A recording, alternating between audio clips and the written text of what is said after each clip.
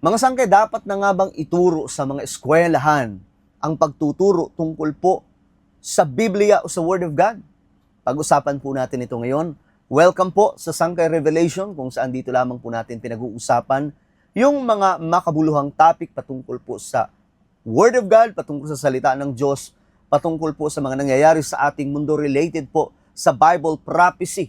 No? Pero ngayon, mga sangkay, pag-uusapan po natin ang mahalagang usapin sa Pilipinas dahil nga po nangyayari sa ating bansa ngayon, mga sangkay, itong katakot-takot na involvement ng maraming mga estudyante na may mababang edad pa lamang, mga sangkay, sa mga katakot-takot na gawain. Ngayon, kung hindi ka pa po nakakapag-subscribe at gusto mo ng ganitong klaseng mga topic, no, mga vlogs, makikita nyo po yung subscribe button sa baba ng video na to. I-click nyo lamang po yung subscribe, i-click ang bell, at i-click nyo po yung all.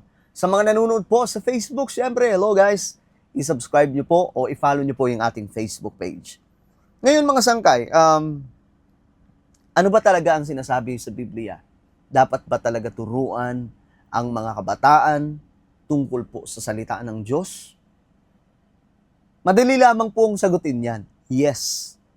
Ang Biblia, mga sangkay, malinaw po na nagsasabi na dapat po i-train ang mga bata sa salita ng Diyos, isiwalat sa kanila kung gaano kabuti ang ating Panginoon at magkaroon po ng relasyon sa ating Panginoon ang bawat tao, mga sangkay, na nagsisimula din po ito sa mga kabataan na dapat po nilang malaman ang ganitong klaseng impormasyon mula sa Biblia. So sa Proverbs chapter 22 verse 6, ito po ay training children in the right way, no? At dapat po talaga turuan yung mga bata, mga sangkay, tungkol po sa pagiging mabuti, pagiging makadiyos, pagmamahal sa kapwa. But of course, mga sangkay, hindi nila malalaman yun kung walang nagtuturo ng Biblia, walang nagtuturo ng salita ng Diyos. Kaya sa mga schools, no, dapat po talaga tinuturo ito. Dapat bukas ang eskwelahan ng Bible study, dapat bukas ang mga schools, mga sangkay, tungkol po sa mga pagpapapasok po sa maraming mga nangangaral ng salita ng Diyos. Dapat open ang mga schools. Kasi itong nangyayari ngayon, mga sangkay, very alarming ito.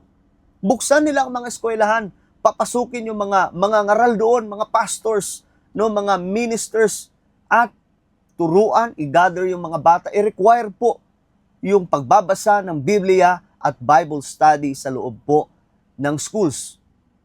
Kasi kailangan na kailangan po ito. Itong nangyayari ngayon sa ating bansa, mga sangkay, nangyayari po yan sa Amerika. Kaya nga po, ang ginawa po ni Donald Trump, mga sangkay, binuksan po ang mga schools sa mga ngaral. Binuksan po ang schools sa pag-aaral sa Biblia. Ngayon, mga sangkay, ang pagkakaalam po natin sa US, binabalik na po ang Bible reading sa kanilang mga eskwelahan, no? Mula po sa high school hanggang college. So ito din po ang kailangan gawin, mga sangkay, ng bansa po natin. Dahil napakatindi na po ng nangyayari sa Pilipinas, isipin nyo, mga minors, mga sangkay, ang involved. How come, mga sangkay, na ito po ay nangyayari sa Pilipinas? Ito po ay dahil walang salita ng Diyos na pumapasok sa mga schools.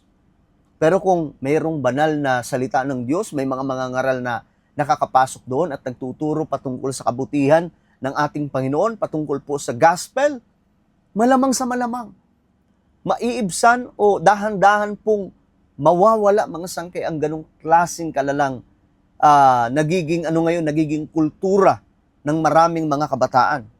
Alam niyo, sabi po sa Bible, sa Psalms chapter 34, verse 11, magsiparito kayo, kayong mga anak, dinggin ninyo ako. Aking tuturuan kayo ng pagkatakot sa Panginoon. Ito po ay sinabi sa Biblia.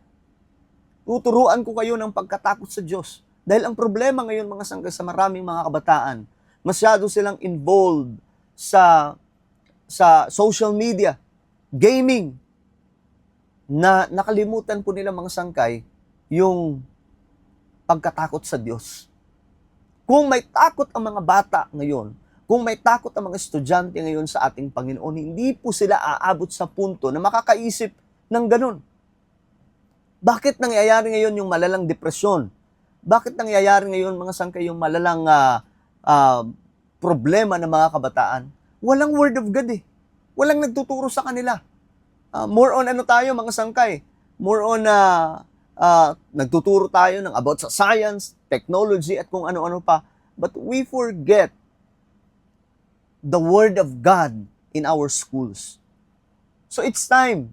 Huwag kayong matakot yung mga principal, yung mga teachers. Papasukin nyo kapag may gustong mangaral ng salita ng Diyos, papasukin nyo. Dahil hindi po totoo na nakakabaliw ang pag-aaral ng salita ng Diyos. Nagtuturo po ang Biblia sa pagiging mabuting lingkod, pagiging mabuting estudyante, pagiging makatao, pagiging mapagmahal sa kapwa. Yan po ang itinuturo sa Biblia at higit sa lahat. Kapag may takot sila sa ating Panginoon, hindi po sila gumagawa ng kung anumang delikadong mga bagay sa mga eskwelahan. Ito, sabi po sa Deuteronomy chapter 6, verse 4 hanggang 7. Pakinggan mo, O Israel, si Yahweh na ating Diyos ang tanging Yahweh. Ibigin mo si Yahweh na iyong Diyos ng buong puso, buong kaluluwa, at buong lakas. Isipin nyo yan mga sangkay, no? Yung bayan ng Diyos, tinuturuan po nito, mga sangkay, na maging mapagmahal sa Diyos. Dapat ito po ang ginagawa din natin ngayon. No? Dahil tayo, sa bansa po natin, tinatawag po tayo na Christian nation. Pero, ang problema po, hanggang dun lamang. Wala po talaga sa gawa. No? Hindi po pinapayagan ng mga principal ang mga mangangaral na pumasok sa mga schools. Kaya yung mga bata, more on activities na wala pong iniisip na may relationship pa ito may relationship kaya ang mga bata na ito kay Lord? No? Mayroon kayang takot ang mga bata na ito sa ating Panginoon? 'Di ba? Busy sa mga activities.